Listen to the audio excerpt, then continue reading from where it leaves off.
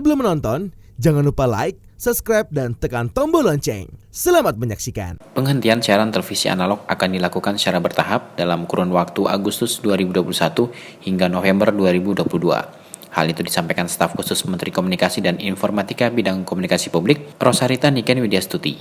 Menurut staf sus Niken, tahap kedua paling lambat tanggal 31 Desember 2021, tahap ketiga tanggal 31 Maret 2022, tahap keempat tanggal 17 Agustus 2022, dan tahap kelima paling lambat tanggal 2 November 2022 waktu setempat. Kelima tahapan penghentian siaran TV analog itu dilakukan berdasarkan Undang-Undang Nomor 11 Tahun 2020 tentang Cipta Kerja dan Peraturan Turunan. Implementasi sistem penyiaran digital ini akan menghasilkan efisiensi spektrum frekuensi radio pada pita 700 MHz yang saat ini seluruhnya digunakan hanya untuk siaran televisi analog. Dengan siaran digital, maka akan terjadi penghematan frekuensi radio yang dapat digunakan untuk peningkatan kualitas layanan internet seluler atau yang dikenal dunia dengan istilah digital dividend.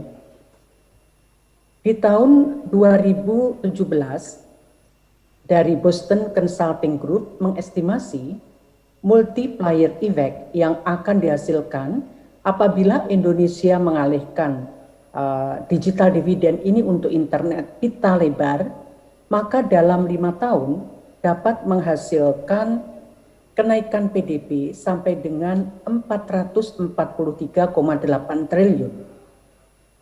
Dan juga pajak dan PNBP mencapai 77 triliun, serta yang tak kalah penting adalah penciptaan 232.000 lapangan pekerjaan baru dan 181.000 unit usaha baru. Hal inilah yang menjadi motivasi bagi seluruh dunia untuk menerapkan sistem penyiaran digital untuk memaksimalkan peluang ekonomi digital ini.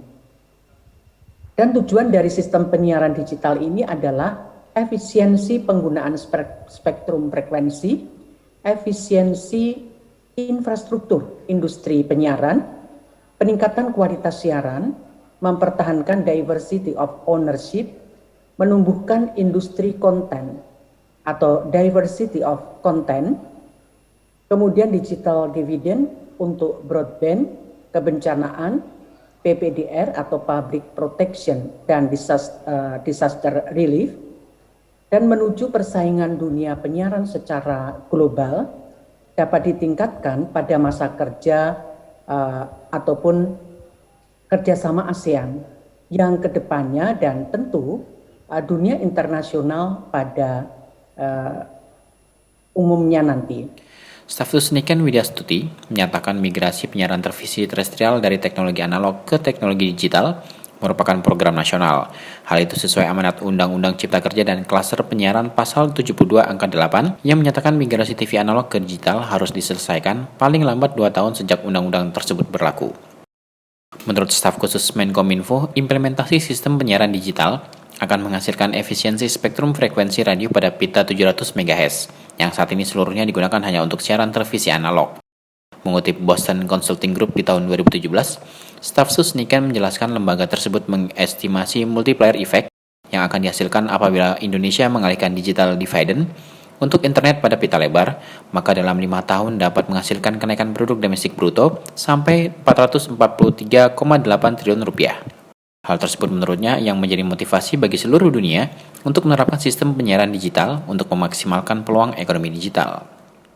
Menindaklanjuti Undang-Undang Cipta Kerja tersebut, pemerintah telah menerbitkan peraturan turunan, yaitu Peraturan Pemerintah Nomor 46 Tahun 2021 tentang Pos, Telekomunikasi dan Penyiaran, serta ketentuan lebih teknis ini yang diatur dalam Peraturan Menteri Kominfo Nomor 6 Tahun 2021 tentang penyelenggaraan penyiaran.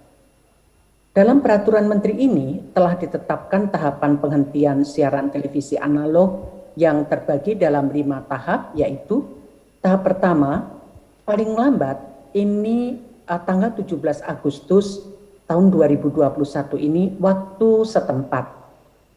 Jadi tanggal 17 Agustus ke depan TV analog sudah tidak bisa digunakan lagi, karena itu harus beralih ke TV digital.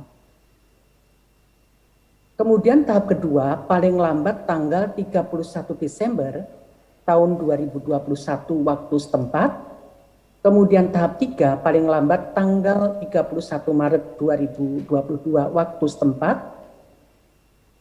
Tahap 4, paling lambat tanggal 17 Agustus tahun 2022 waktu setempat.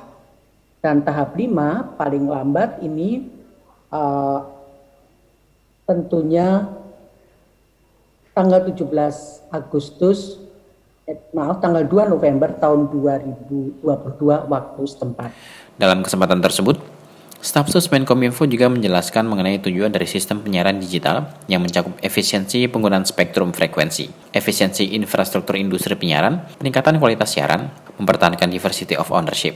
Dalam webinar sosialisasi TV digital di Provinsi Banten yang berlangsung hibrida, hadir Kepala Dinas Komunikasi Informatika, Statistik dan Persandian Provinsi Banten, Eneng Nur Cahyati, Wakil Ketua DPRD Provinsi Banten Budi Prajogo, dan Ketua Komisi Penyiaran Indonesia Daerah Provinsi Banten Ade Bujhairmi. Hadir pemateri antara lain Direktur Penyiaran Kementerian Kominfo Geriantika Kurnia, Ketua Komisi Penyiaran Indonesia Pusat Agung Supriyo, Vice President Broadcast Operation Trans TV Wawan Julianto, Associate GM Business Development Polytron Jugianto, dan Wakil Ketua KPD Provinsi Banten Ahmad Fahmi. Tim Eljon Media laporkan.